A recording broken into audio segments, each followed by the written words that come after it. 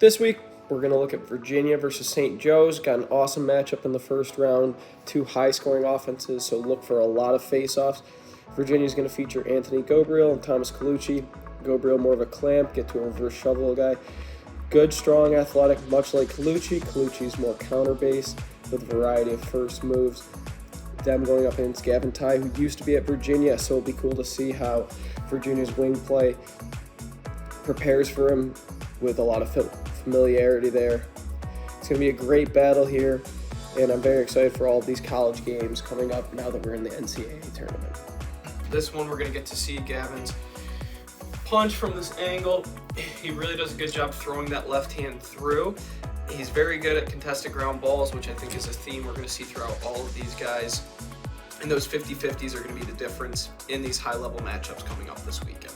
So the first face-off, we're going to see him go through his clamp. He's going to get over it, soak the counter. He loses his footing a little, but is still able to get through the ground ball. It's contested. He wisely runs through the check, and then he'll just go back to the defense here. During this face-off, we're going to see where Gavin really excels. He hits through contact and doesn't stop moving his feet. While he's moving his feet, his opponent is stagnant and stationary. Once his feet are already moving, he's 2 steps ahead of his opponent, so he can win the clamp, pushing that left hand through, and then he goes to an exit really uncontested. During this face-off, Gavin's going to do a good job staying over the ball, getting to a rollout exit. Resembles a lot like Zach Cole, who's taken face-offs for St. Joe's the last 4 or 5 years. This is an awesome exit. It's really simple. You don't have to move too many parts, and it's pretty good against counters. This time Gavin's going to throw in a sweep. He's very good counters, very good off the ground, so this is an awesome way to have a game plan. If the clamp's not moving in these games, you're going to see guys you don't see, so with that unique matchup, you're not used to going against them. You're going to have an A, B, and C plan and be ready to throw everything at them. The next game we're looking at is Duke versus Utah.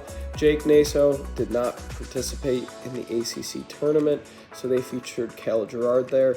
It'll be interesting to see who will take majority of the reps with Naso still being a little banged up, but I'm expecting him to go. Naso has proven, he's tested, he had a great NCAA tournament last year and was the first team All-American. Cal Gerard's a big recruit from Manhasset on Long Island. Utah's going to come in with Tyler Clockle. Tyler had a great job in his conference tournament run, allowing Utah to get that automatic bid. But all 3 guys here are very quick, very fast to get out to their exits, clamp dominant, so it's going to be a good battle. Looking forward to this Duke versus Utah matchup. We're going to take a look at Cal versus Syracuse. He goes defensive here. He's so quick with his hands and moving his feet, and then he just runs through ground balls, so he's able to avoid a double team. This one he goes defensive. It gets a little caught up, but he does a great job locating that ball and running through it. Here, still in the first quarter, Duke gets out to a big lead. Cal's over the ball really well. He doesn't push into it too much. He stays over top. He soaks this counter, drags through it, and then one more time throws it defensive. Does a great job running through the ground ball. Once again, wins the initial clamp, goes defensive going through that counter, right? He's not trying to exit in that same spot where you can get into trouble, and then from his knees gets a great ground ball. Once you're down on the ground, you're not out of the fight. He does a good job staying with it, getting it to where a spot he can win it, then runs it defensively, avoiding the double team again, and gets to his feet. Once you get down, get through the ground ball and get right back up. Here, Cal clamps over top, steps up, makes his opponent bite that he's going forward, then takes the easy win defensive. He likes to get to his defensive if he's countered. He showed the ability to win it out to that left. Didn't go super out the front, but takes it either to that butt end side or he goes defensive. Either of them are great. When you're a good athlete, how he is, he can turn upfield and spark offense from anywhere. This first clip, we're going to see Tyler do a good job snapping his top rail to the ball. He stays in an athletic position. He's able to pull it out forward. He speedily gets away from an exit, takes a little push from behind, but hits the point. Next, we're going to see Tyler clamp over the ball. He keeps his feet in a good position. He does a great job throwing it out 10 yards away so he can run into this ground ball uncontested. Here in the second quarter, he's going to do a good job, go defensive, block out his opponent on the ground ball, wisely take it all the way back to a defense. Sometimes you get stuck towards that blue line.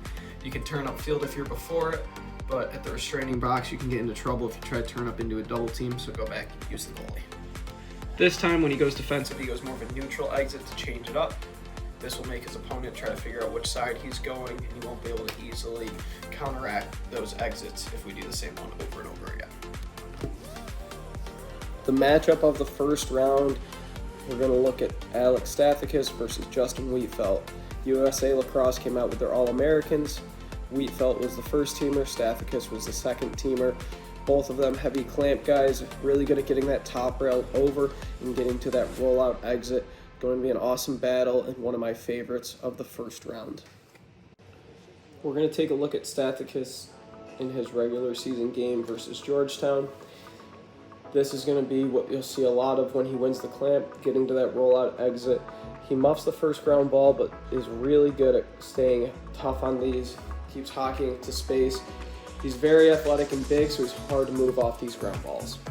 Example of Stath getting to that rollout exit, stays low over the ball.